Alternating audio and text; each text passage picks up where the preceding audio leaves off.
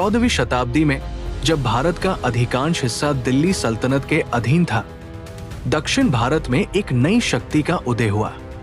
एक ऐसा साम्राज्य जो धन, शक्ति और संस्कृति का प्रतीक बना। एक ऐसा शहर जिसे विदेशी यात्रियों ने दुनिया के सबसे समृद्ध शहरों में गिना। ये कहानी है विजयनगर साम्राज्य की। 1336 ईस्वी में दो भाइयों हरिहर आय और बुक्का राया आय ने विजयनगर साम्राज्य की स्थापना की। इसकी राजधानी थी हम्पी, जो तुंगभद्रा नदी के किनारे स्थित थी।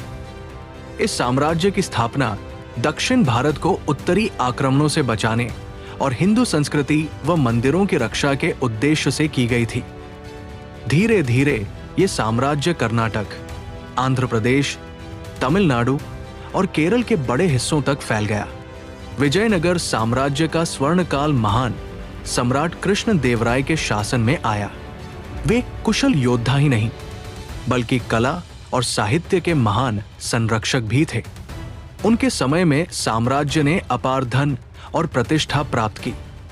इसी काल में भव्य मंदिरों का निर्माण हुआ, जैसे विट्ठाला टेम्पल, जो आज भी अपनी अद्भुत वास्तुकला के लिए प्रसिद्ध है।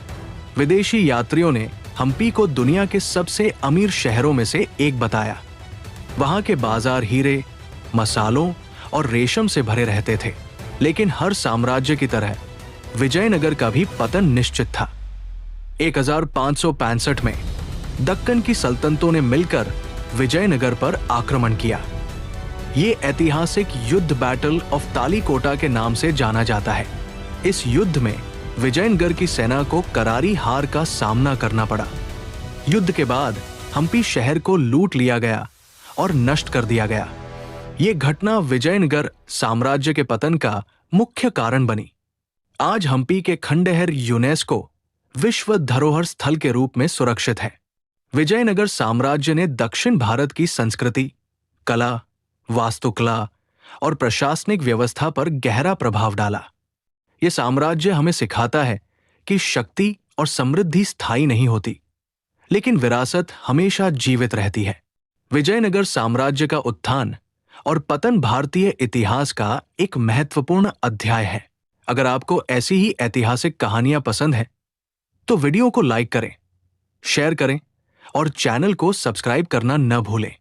अगली वीडियो में मिलते हैं एक और रोचक कहानी के साथ।